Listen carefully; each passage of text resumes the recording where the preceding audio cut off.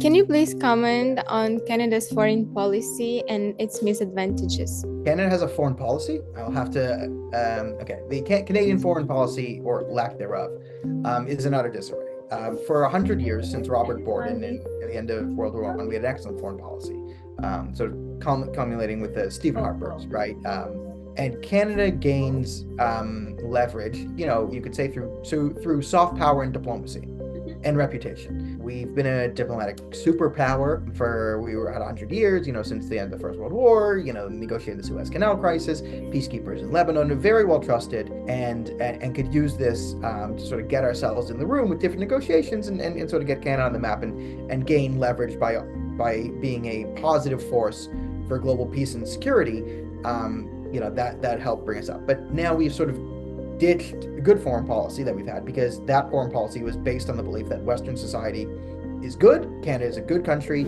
Our allies, America, Europe, etc., are also good and worth defending, and we will be a fair arbiter of these beliefs on the global stage. We've thrown that all away for wokeness, which is, oppressor, oppressed, victimology. Oh, we're a colonial state. It's, we're committing genocide. We're doing this. So when Trudeau accused himself of being crimes against humanity, again, he accused himself of crimes against humanity and said he was committing a genocide.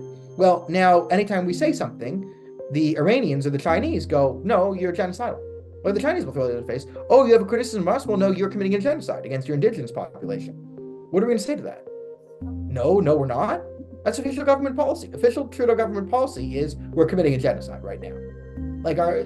According to Justin Trudeau should be at The Hague right now on trial for crimes against humanity. Now, it's a ridiculous position. I don't like Justin Trudeau, but he's not a genocidal lunatic. He's a silly man, but he's not a war criminal who needs to be, hung at the International Criminal Court. He's not that.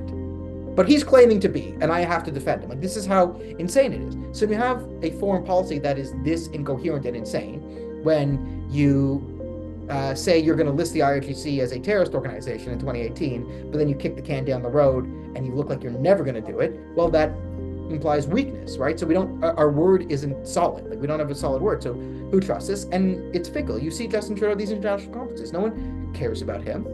No one takes him seriously because he has nothing to stand on. So Canada's foreign policy is in complete disarray. Oh, we want to help Ukraine. Great. With military aid. Great.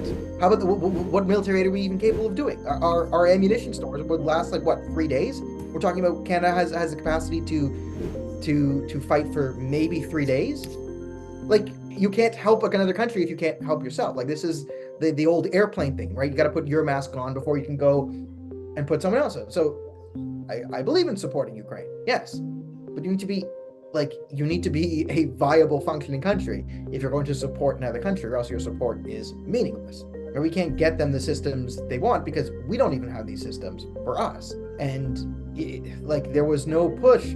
The magical thinking. Biden actually thought that he'd be able to sanction the Russian economy, destroy them, and outproduce them. So you put some sanctions on the SWIFT network in Russia, but you left backdoor sanctions on Iran and Venezuela. You let Iran and Venezuela and all Russians, bad state actor allies, well, sanctions completely lifted off of them, and so many loopholes that they learned how to skirt sanctions through their Iranian allies and Venezuelan allies. And it's completely open season. So we have sanctions on Russia, but not any sanctions on Russia's allies that they can move through. So effectively, no sanctions on Russia. Okay, so part one of that plan. The other part of the plan is that we're outproduce them. With what? Russia's now outproducing us on their military technology. Russia is producing far more artillery and far more weaponry than the West is able to produce and then send to Ukraine. Where was the push or War Measures Act to increase domestic manufacturing? We've learned, if we're gonna bird's eye view Russia, Ukraine, and what do we learn about modern warfare? Artillery still matters. Artillery is actually very, very important, but it's precision artillery. Okay, the new game, the new warfare is precision artillery, right? How well can you guide an artillery shell to kill the other people? Russia is able to produce far more of this than we are. And we have not shifted to actually say, okay, production of precision artillery is a key geopolitical need for us. So we're going to open up domestic manufacturing capacity in Canada, in the United States, and all these countries where it's if you want, to be in a safer country, you need to have domestic manufacturing capability for the high-value weapons that are effective on a modern battlefield. This will protect you, right? Not only will you give weapons to your soldiers, but you will gain international leverage, being able to sell this artillery to other countries, or countries will then want to be your allies because they would then have access to guided precision artillery, which could deter possible Russian, Chinese, or whatever invasion. But we don't do this. We live in magical thinking land where we think we can throw sanctions on the Russians, ignore the fact that all the backdoor sanctions on other allies have been completely opened since Biden came into office, and that will do the trick. And we don't have to increase domestic manufacturing capability because, it might be unpopular if we try and do that. And you see the lack of any coherent plan is really coming to bite us in the ass, where we just thought we could do this piecemeal and just, I've gotten flack for my Ukraine views from both sides, right? And unfortunately, I would say that support for Ukraine is not the primary thing. It's a lot of Ukraine puritanism on both sides. So you have crazy right-wing people who are like, how puritanical can you be, saying Ukraine is biolabs, Epstein, pedophile, Burisma, this, the most corrupt country in the world. Oh, you said Ukraine is good. You're part of the deep state. Lunacy, absolute lunacy. On the other side, when I would try and bring up points like this, like, we're not actually supporting Ukraine. Like, our Ukraine policy is flawed.